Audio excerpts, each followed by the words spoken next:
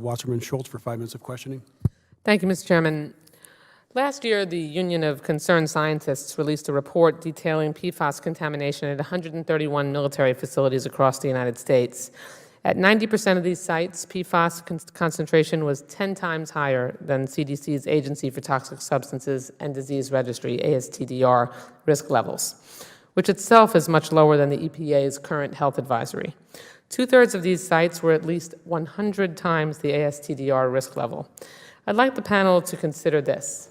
At Patrick Air Force Base in Brevard County, Florida, PFAS contamination was found to be 4,338,000 parts per trillion. That's the level that was detected. That is 390,909 times the risk level. Many service members have developed cases of Hodgkin's lymphoma and other cancers. These chemicals were used at about 400 U.S. military installations, as we've discussed here today. Ms. Rutherford, what are 3M's plans for compensating service members and veterans that were exposed to these chemicals, chemicals that your company had determined as harmful to human health? Thank you for the question, Congresswoman.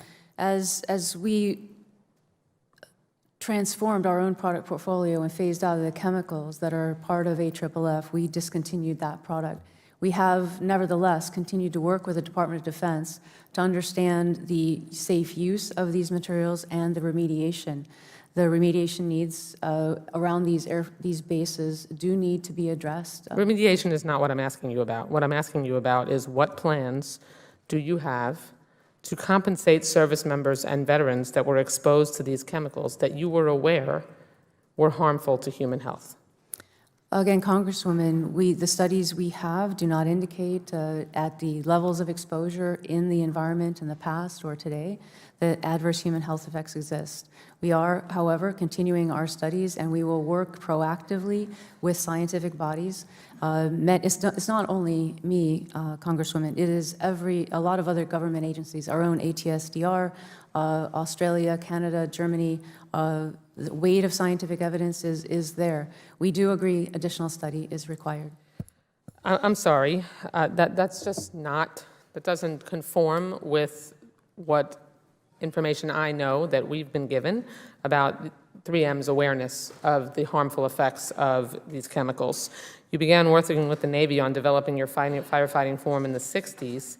At what point did you convey the research that you had done and the knowledge of the product's harmful effects to DOD? My understanding is that you do and were and withheld information about its harmful effects, and I want to know if you ever advised DOD that it should stop the use of the foam based on that awareness.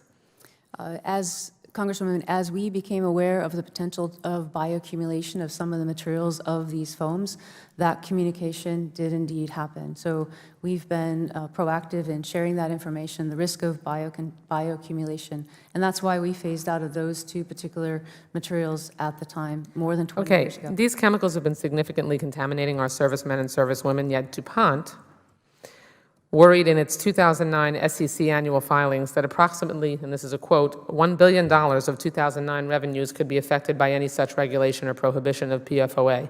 While the company stated in the same report, DuPont believes that PFOA exposure does not pose a health risk to the general public. Did DuPont care more about its bottom line than about our men and women serving in the armed forces? And why have your companies, all of your companies, been fighting against additional regulation of PFAS chemicals, even though our service members who have come into contact with firefighting foam or tainted groundwater are suffering from illness? Congresswoman, first of all, as I stated in my opening, we're not here standing in the way of regulation. We support very clearly the line items that are included as part of the NDAA.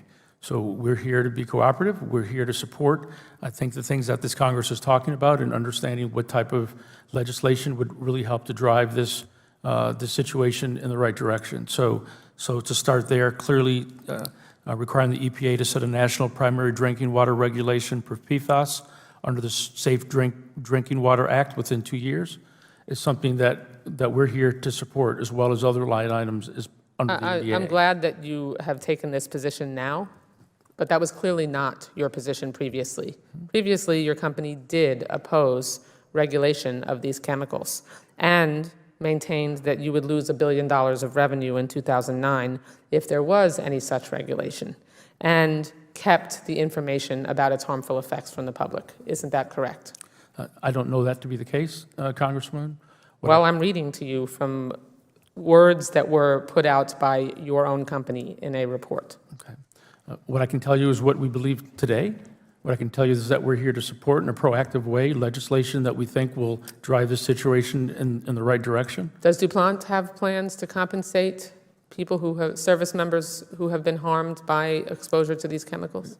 Congresswoman, the DuPont company that I represent, and I believe what I also read in the Comores statement, was that AFFF or foams related to this issue were not materials that were made by DuPont. They're not now, and I don't believe that was the case in the past at all, but I would refer that to the gentleman from Comores to respond to as well. Mr. Chairman, I know my time's expired, but if the gentleman from Comores could respond, that would be helpful.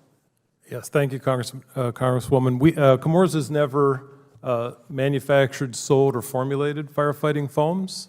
I believe the issue at question is specifically around PFOS and PFOA. Neither one of those Comores has ever used. So at this point, I'm not sure what else I could possibly add to the conversation. Are any of your companies that were responsible for using any of these chemicals that firefighters and military service members were exposed to planning any type of compensation to harmed victims? That's a question for all three of you. At this point, the DuPont company is focused on cleaning up and remediating the sites which we operate. That's our focus, as well as reducing the amount of firefighting foam that we use in our sites. But that's the limit of where we're focused at this time. So no. We are focused on what we No. within Yes or our no? control. Yes or no? We'll continue to focus on what's within our control. That's not a yes or no answer. Yes or no? Are you planning at any point at compensating people who have been harmed by your company's chemicals? Congresswoman, you're speaking specifically to I'm speaking armed specifically forces around the world? to this issue specifically. Yes. We are focused on working through Okay, the other two remediating people, our if you could sites. answer, please. Yes. The answer is no. Let the record reflect that the gentleman essentially said, no, there are no plans. Again, we have not been involved in PFOA or PFOS, which I think are So the your answer is also no. correct. Congresswoman, we have been actively engaged in our communities over many, many years conducting remediation Yes or no? and studies. Are there any plans that 3M has to compensate victims who have been damaged by your chemicals? I will reiterate my statement, Congresswoman, that our evidence does not indicate that that adverse human health effects were caused by these foams. That's not- Nevertheless, we're actively engaged with the DoD. That's not actually accurate in terms of the documents and the information that has been provided to the committee and to the military. Thank you. I yield back the balance of my time.